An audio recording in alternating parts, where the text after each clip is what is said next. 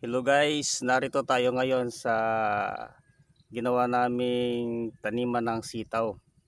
So kung maalala nyo, ito yung aming ginawang land prep no nakaraan. At ito na siya ngayon guys, tumubo na.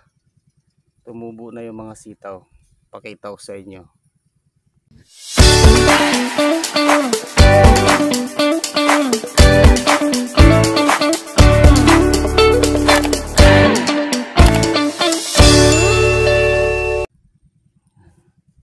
So ito na siya oh.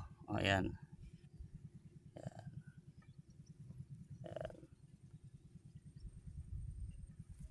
Tumubo na siya.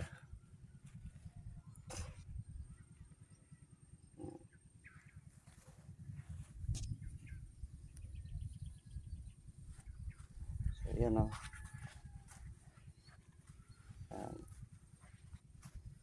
So ang ginawa natin dito para sigurado 2 to 3 na buto.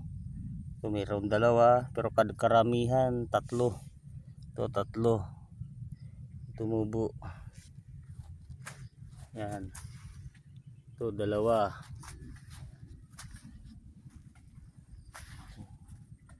So yan na siya. Yan, hanggang dun. So yung iba na dikit-dikit ang ginagawa namin ay siniseparate. Ililipat namin doon sa plot na madalang pero halos 100% naman tumubo. Halos 100% na tinanim namin.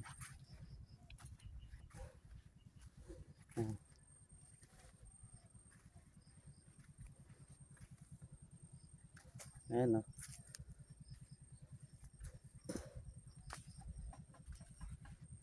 Kasi mayroong nag-join sa amin dito na bata.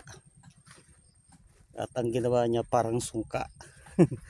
So yung ibang idol tulad nito dikit-dikit yan o. Yan.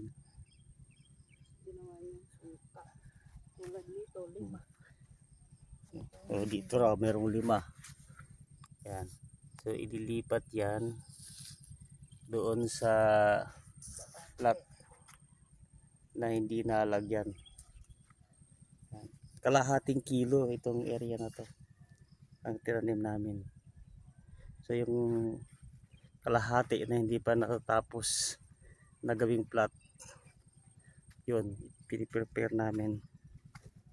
Siguro mga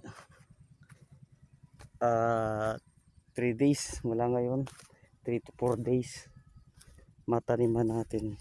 Hindi rin sabay-sabay katulad nito. Dalawa. Kasi sipot lang. Tapos ito yung isa katabi niya. Yan.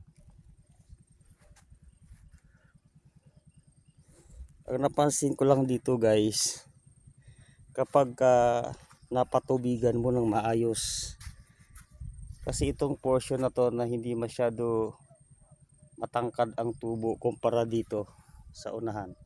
Kasi itong area na to ay medyo mataas ang lupa. So sa unang tubig ko hindi siya inaabot. Kaya hinukayan ko siya ng hinukayan. Hindi katulad nitong nasa unahan, agad na napuno ng tubig.